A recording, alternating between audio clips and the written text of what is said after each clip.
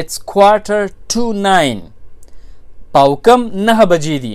نو کله چې هم مونږه د کم ټیمونو حساب کو یعنی 10 منټه کم 9 پاوکم 9 شل منټه کم 9 نو په هغه ټیم کې بیا مونږه to استعمالو چې پاوکم 9 بجې نو مونږ وایو چې it's 8:45 یا 10 منټه کم 9 بجې نو مونږ وایو چې it's 10:09 او past مونږ هله استعمالو چې کله په ټیم د پاسه وي یعنی 10 منټه د پاسه 9 بجې وي نو مونږ وایو چې it's 10:09. Amjad was sleeping during the meeting. Amjad د میټینګ په دوران کې ودو. The shop will be open from 9 AM to 5 PM. دکان با د 9 AM یعنی سهار د 9 بجو نه والا تر د ماخام د 5 بجو پورې کولاوي. You should give me a reply within 7 days. په اوه ورځو کې دننه ماته جواب راکا. دا زمونږه د parts of speech اخیری لیسن دی. یې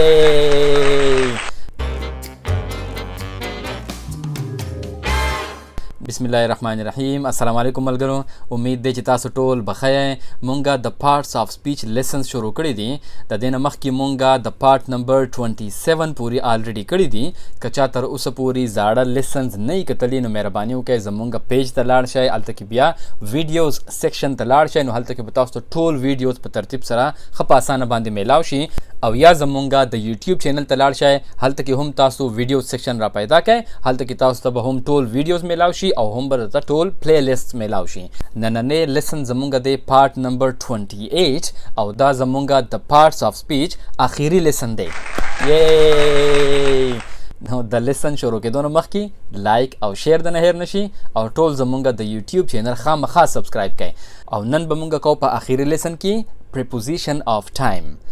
preposition of time هغه prepositions ته ویل کېږي کوم چې مونږه په هغه موقع باندې استعمالو چې کله مونږه د یو ټایم په باره کې خبره کوو، د یو وخت په باره کې خبره کوو.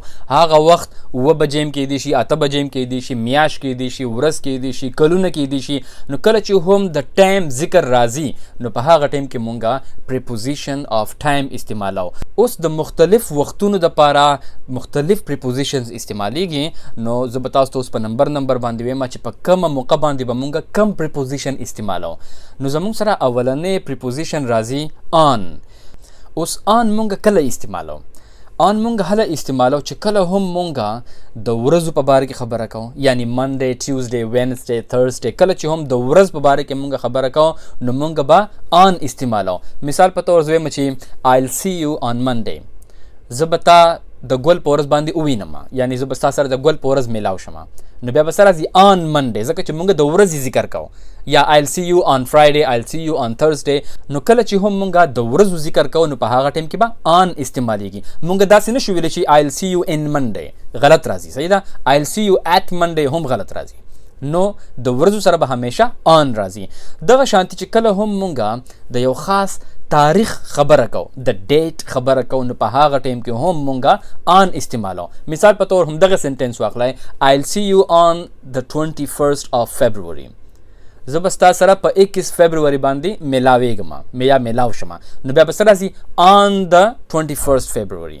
نو کله چې هم مونږ د تاریخ خبره کوو نو په هغه ټایم کې به هم on استعمالیږي. دغه شانتي چې کله مونږ د چټۍ د ورځې خبره کوو نو په هغه ټایم کې به هم on استعمالیږي. یعنی فرض کړه د اختر ورځې I'll see you on Eid day.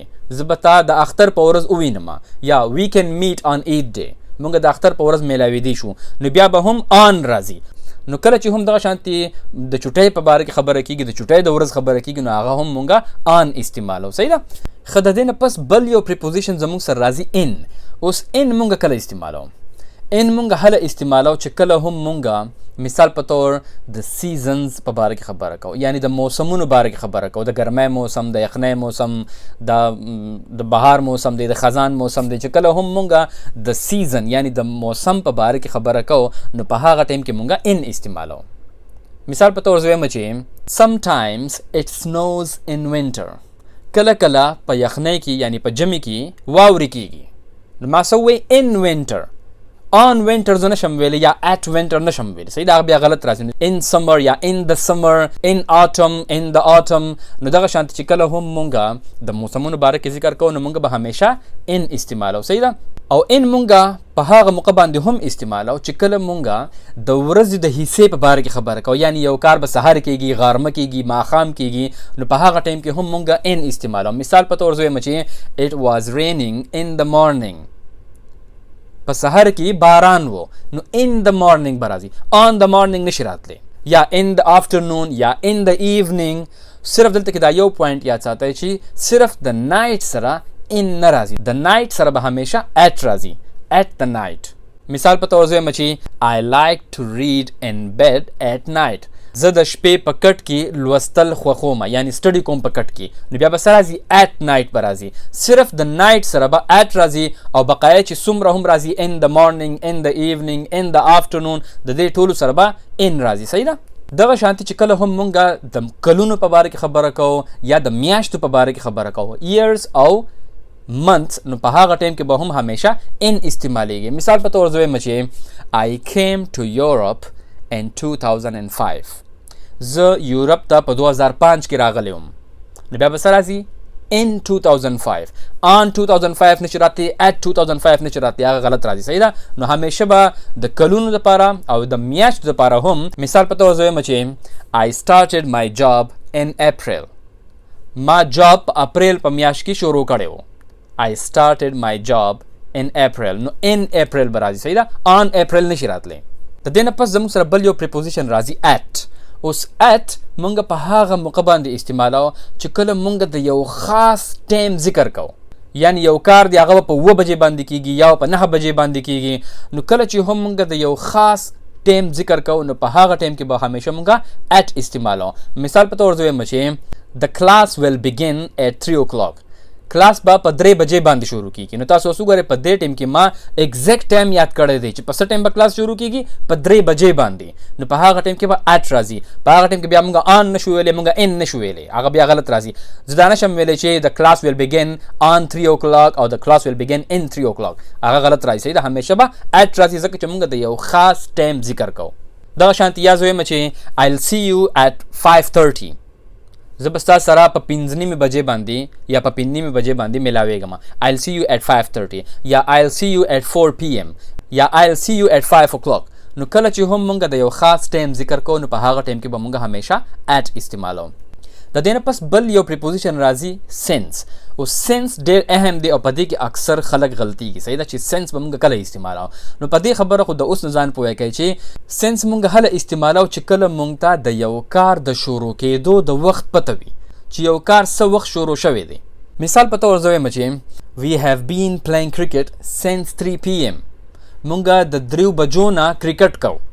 نو اوس تاسو وګورئ مونږ کرکټ ته څه ټایم نه کوو، د 3 بجو نه کوو، نو مونږ ته د هغې د شروع کېدو وخت معلوم دی، نو ځکه زه وایم چې since 3 PM. یا څه دا هم ویلی شم چې we have been playing cricket since morning، مونږ د سهار نه کرکټ کوو ځکه چې سهار هم مونږ ته معلوم دی. که څه فرض که زه تاسو ته د غرمې په ټایم کې وم چې یاره مونږ د سهار نه کرکټ کوو، نو تاسو ته پته ده که نه چې زه کم سهار په باره کې خبره کوم، مطلب دا دی چې زه د نننۍ ورځ د سهار په باره کې خبره کوم. نو کله چې هم وخت معلوم وي نو بیا مونږ since استعمالو. د دې نه پس بل یو preposition راځي for. اوس for مونږ هله استعمالو چې کله مونږ د دې په باره کې خبره کول غواړو چې په یو کار کې ټوټل وخت څومره لګېدلی دی، یعنی کار چې څه وخت شروع شوی و او بیا څه ټایم ختم شو، په دې ټول کار کېدو کې څومره وخت لګېدلی دی. نو کله چې هم مونږ د وخت په باره کې خبره کوو چې څومره وخت پکې لګېدلی دی په یو کار کې، نو په هغه ټایم کې بیا مونږ for استعمالو. مثال په تور زه وایم چې I worked for that company for 10 years، ما د دغه کمپنۍ دپاره 10 کاله کار کړی دی. نو اوس ما څومره موده کار کړی دی، یعنی زما په کار کې څومره وخت لګېدلی دی، 10 کاله. نو په هغه ټایم کې به بیا زه for استعمالوم. په پښتو کې خلک وایي که نه څومره موده پکې تېره شوې ده. نو کله چې هم مونږ د مودې په باره کې خبره کوو چې په یو کار کې څومره موده تېره شوې ده، څومره وخت تېر شوی دی، نو په هغه ټایم کې مونږ for استعمالو. صحیح ده؟ د دې نه پس بل یو preposition راځي ago. اوس ago مونږ هله استعمالو چې کله مونږ زړه خبره کوو، یعنی یو کار کله شوی دی. د ago مطلب په پښتو کې راځي یعنی موده مخکې، یعنی یو کار څومره موده مخکې شوي چې کله مونږ د دې خبرې ذکر کول غواړو چې یو کار څومره موده مخکې شوی دی، نو په هغه ټایم کې بیا مونږ ago استعمالو. مثال په تور زه وایم چې he left the house about an hour ago، هغه یو ګنټه مخکې د کور نه وتی دی، یا یو غنټه مخکې د کور نه ووتو نو په هغه ټایم کې بیا سره ګور یو غنټه مخکې نو دا زړه خبره ده an hour ago. یا دغه شانتي بل یو اگزامپل واخلئ. مثال په تور زویم چې we launched the Wumnum Facebook page about 2 years ago. مونږ تقریبا 2 کاله مخکې Wumnum Facebook page لانچ کړی و، مونږ دا شروع کړی و. بیا به سره راځي 2 years ago 2 کاله مخکې. نو د ago مطلب څه دی؟ مخکې. د دې نه پس بل یو preposition راځي during.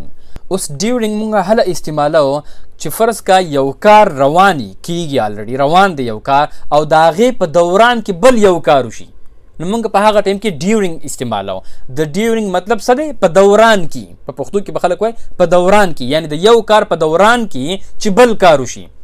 مثال په تور زویم چې Amjad was sleeping during the meeting. امجد د میټینګ په دوران کې ودو. نو بیا به سره ځي during the meeting، یعنی میټینګ خو یو کارو هغه روانو په مینس کې پکې بل کارو شو، بل کار سو شو چې امجد پکې وده شو. صحیح ده؟ نو د یو کار په دوران کې چې کله بل کارو شي نو موږ بیا during استعمالو. د دې نه پس بل یو preposition راځي before. اوس د before مطلب هم دی مخکې، یعنی مخکې یو کار شوی دی یا مخکې به یو کار کیږي، خو په کم سنس کې مونږ دا استعمالو. مثال په تور زویم چې you must come home before sunset. تاله د نور د پریوتو نه مخکې کور ته راتلل ضرور پکار دی.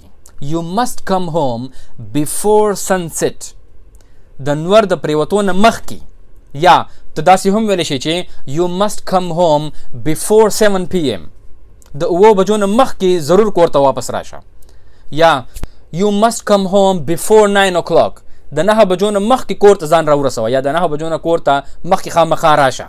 صحیح ده؟ نو دغه شانتي بیا مونږه before استعمالو. اوس بل یو preposition راځي after. نو after بالکل د دې before الټه دی. د after مطلب څه دی؟ پس. مثال په تور زویم چې I'll call you after 8 o'clock. زه به تا ته د 8 بجو نه پس ټلیفون وکړم. I'll call you after 8 o'clock یا I'll call you after 8 PM. زه به تا ته د 8 بجو نه پس ټلیفون وکړم. د دې نه پس بل یو preposition راځي until او یا till. د until او د till مطلب بالکل یو شانتي، دوانه یو ټکی دی که هر یو استعمالوي. صحیح ده؟ اوس د until مطلب دی یعنی تر کم وخت پورې به یو کار کیږي، نو په هغه ټایم کې مونږه until استعمالو، یعنی مونږ پکې یو حد ږدو. صحیح ده؟ د یو کار دپاره یو حد مونږ ږدو چې د دې ټیمه پورې. نو کله چې هم مونږ داسې یو خبره کوو نو مونږ بیا until استعمالو. مثال په تور زویم چې we will wait for you until 6:30. مونږ به د 6:30 بجو پورې ستا انتظار کوو. we will wait for you until 6:30. نو اوس وګورئ په دې کې موږ یو حد کې ښودو. نو کله چې هم موږ د یو وخت په باره کې حد ږدو نو په هغه ټایم کې به موږ until استعمالو. یا زویم چې we will wait for you until 6 o'clock. د 6 بجو پورې به موږ ستا انتظار کوو. یا we will wait for you until sunset. د نور پریوتو پورې به موږ ستا انتظار کوو. یا we will wait for you until midnight. یا موږ به د نیمې شپې پورې ستا انتظار کوو.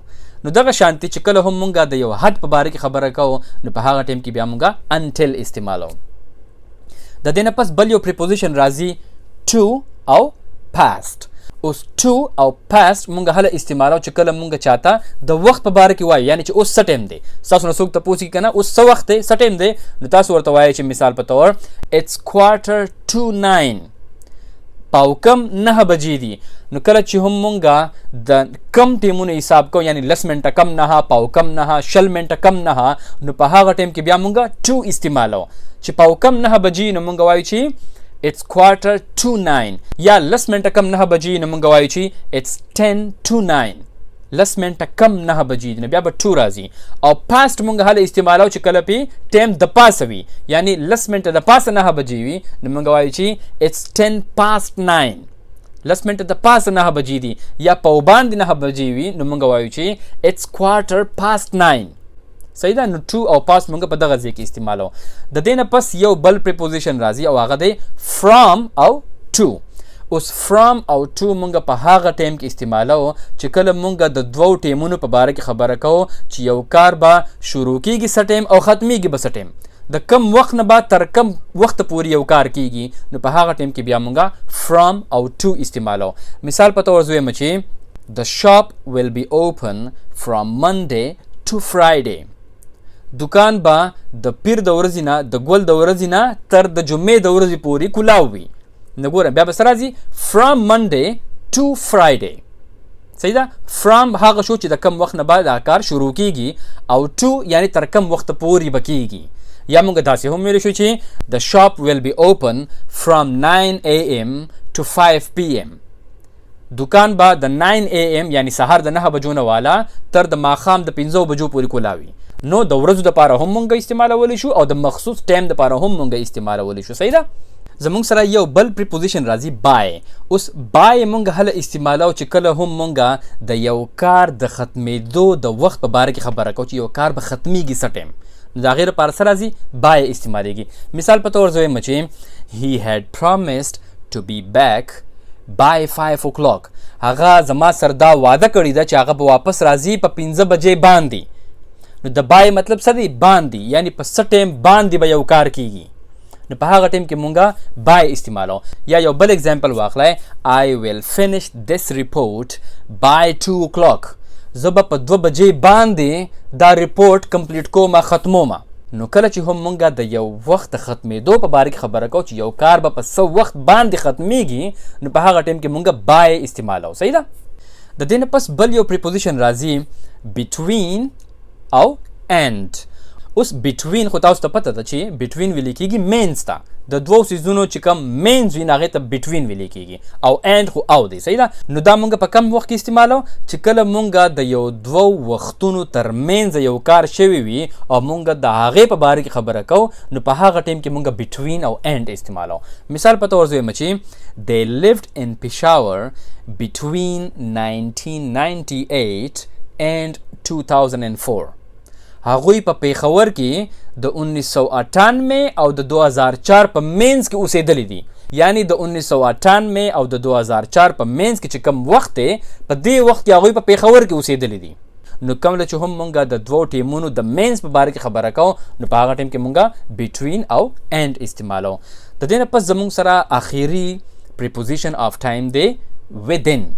اوس within مونږ هله استعمالو چې کله مونږ چاته وایو چې په یو یعنی په یو وخت کې دننه نو په هغه ټایم کې بیا مونږ within استعمالو. مثال په طور زه وایم چې you should give me a reply within 7 days. په 7 ورځو کې دننه ماته جواب راکا. نو اوس مونږ په دې وخت کې د کم وخت په باره کې خبره کوو یعنی په دې 7 ورځو کې دننه.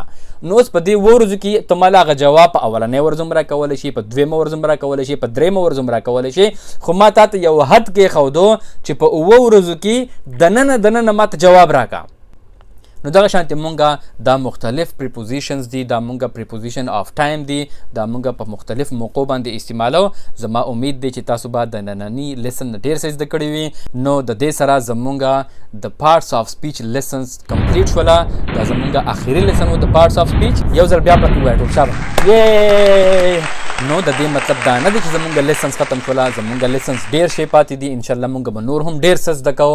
نو انشاءالله چې مخکې مونږ څه هم کوو نو زه به تاسو ته اول په پیج باندې اناونسمنٹ کوم. د هغې تاسو ته به زه اعلان کوم چې مونږ به مخکې څه کوو. نو انشاءالله په نیکسټ لیسنز کې به بیا میلاویږو. لایک او شیر د نه هیر نشي او ټول زمونږ د یوټیوب چینل خامخا سبسکرایب کړئ. د خپل ځان ډېر خیال ساتئ. د الله په امان.